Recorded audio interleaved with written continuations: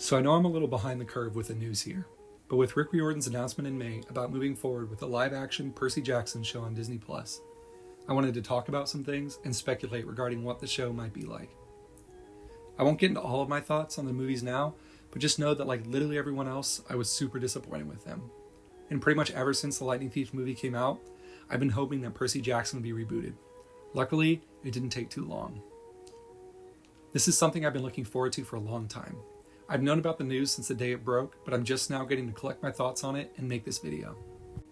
Rick Riordan really understands his characters. Whether it's Percy and Percy Jackson and the Olympians, or any of the seven in the Heroes of Olympus, getting to hear their thoughts adds so much to his stories. Hearing Percy's humor and sarcasm, and hearing what he thinks in response to events and conversations throughout Percy Jackson and the Olympians is a necessary part of the experience. Because of that, I think it's so important that this is something that is carefully considered and well implemented in the live-action series. In the Harry Potter movies, so many of Harry's more interesting characteristics from the books, his humor, his insecurity, are lost or diminished without access to his thoughts. Seeing the events of Percy Jackson and the Olympians through Percy's eyes shapes how we experience the series. It gives us some insight into his relationship with his mom, which is really important in The Lightning Thief in particular, clues us into his developing feelings about Annabeth moving through the series, and just colors the tone of every book. Then, there are also the first lines of the whole series. Look, I didn't want to be a half-blood. It may not seem like a big deal, but it's iconic, and to not include some version of Percy's introduction would be a crime. Voiceovers are cheesy, but given how lighthearted the series is, they wouldn't be too out of place.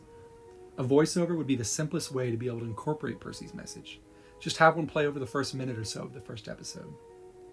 And they might be incorporated throughout the rest of the series at points where they feel it's necessary to hear Percy's thoughts on something. If it's done well, it could be used even more often, though I'd be hesitant about using it too much.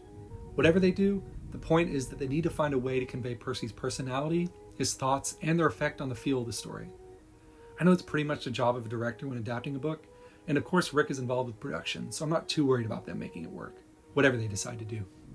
Just as a side point, continuing off of that, I hope the show isn't too kiddie. It might be because I've kind of grown up with the characters, but personally, none of Rick's series have ever seemed childish to me. It's definitely a children's series, he said so repeatedly, but even when rereading the series as an adult, it's never felt too young. Sure, most of the humor is a little too family-friendly to be representative of actual teenage conversation, and there's obviously no cursing or anything, but even still, I never actively feel like I'm reading something meant for someone significantly younger than me. I feel like it's easier to be sort of ambiguous about the target audience's age in literature, and more difficult to do that in film. So as an adult fan, I'm worried it will feel a bit more childish. And though Disney definitely makes movies that are genuinely enjoyable for adults and children, the existence of shows like Girl Meets World, for example, had me a little worried that the series might be at least a little Disney-fied. It's a relatively minor concern and wouldn't take away much from my enjoyment of the series regardless, but it is something I considered. The next thing I wanted to mention is something I've heard talked about some recently. Now the show has already been confirmed to be live action in a tweet by Rick Riordan following the announcement, but some people think that an animated show would have been the better way to go. The first main point is that given the lighthearted and funny tone of the story, animation could more easily and faithfully match that tone. The second is that all the fantastic monsters and settings would be better represented in animation and possibly too difficult or too expensive to make well in live action CGI. It's definitely true that the show won't have the budget of a blockbuster movie, so even if good concepts are developed for the monsters, there might not be the budget to implement them as well or as often as would be ideal. I think, in general, the effects for the movies were good, especially the Colchis Bowl and the Sea of Monsters, but it was also probably pretty expensive, and they likely avoided set pieces like the Gateway Arch and the Lightning Thief, at least partially due to the cost and/or difficulty. Animation would also eliminate concern regarding actors aging out of their roles, especially moving into the sequel series, which I really hope they end up making, seeing as the whole Heroes of Olympus series takes place over the span of 1 year, and most of the characters are between 13 and 17 years old. But unfortunately, while shows like Avatar: The Last Airbender demonstrate how effectively animation can be used to produce a show that is both meaningful and appealing to both children and adults, animation is still seen as more childish and less widely marketable.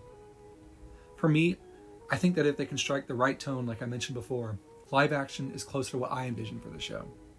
What I could see happening is having the Percy Jackson and the Olympian series be live action, and assuming it did well, animating the side series like the Kane Chronicles and Magnus Chase and the Gods of Asgard as smaller scale series. How successful Percy Jackson and the Olympians is, I think, would dictate whether the Heroes of Olympus and maybe the Trials of Apollo would be live action or animated, if they're made at all. Again, the concern there is with the age of the actors going into those series. I think in my ideal world, every series would see a live action adaptation, but I would be more than happy with just the Greek series as live action, with both the Egyptian and Norse series and maybe the Trials of Apollo being animated. I also really want to see some love for his crossover short stories with Percy, Annabeth, Carter, and Sadie, but I'll leave that for another video. The last general thing I want to talk about regarding the show is how much it might differ from the books. More specifically, how much will get added on top of what we already have in the books. Normally when books are adapted into movies, things are cut to make a reasonable length movie because books are denser. But when it's a TV series adaptation, unless you're Game of Thrones, you're not going to have that problem. And unlike the Heroes of Olympus books, which are much longer, the Percy Jackson and the Olympians books are generally only between 300 and 350 pages. I plan on making videos later talking about how the series might be broken down into seasons and episodes based on books and events respectively, and also what kinds of specific things might be added. But just at first glance, it seems to me that there's definitely plenty of room for things to be added to each book in order to both add time to each season and also add depth to the world and to more of the characters. As much as I would like an adaptation that just uses all the dialogue from the books word for word, that probably isn't very likely. And although I hope not too much changes, I do think that with Rick's involvement on the project, there's a lot of room for meaningful additions that would help flesh out the world. And I think I trust Rick to not pull a J.K. Rowling and make tons of thoughtless, meaningless, canon-breaking additions and changes, completely unsolicited. So those are some of the things I've been thinking about following the announcement of the new live-action Percy Jackson series coming to Disney+. I know we aren't going to see it for a few years still, but let me know in the comments if you have any cool ideas or if there are some other things you want to happen. I'll see you all next time.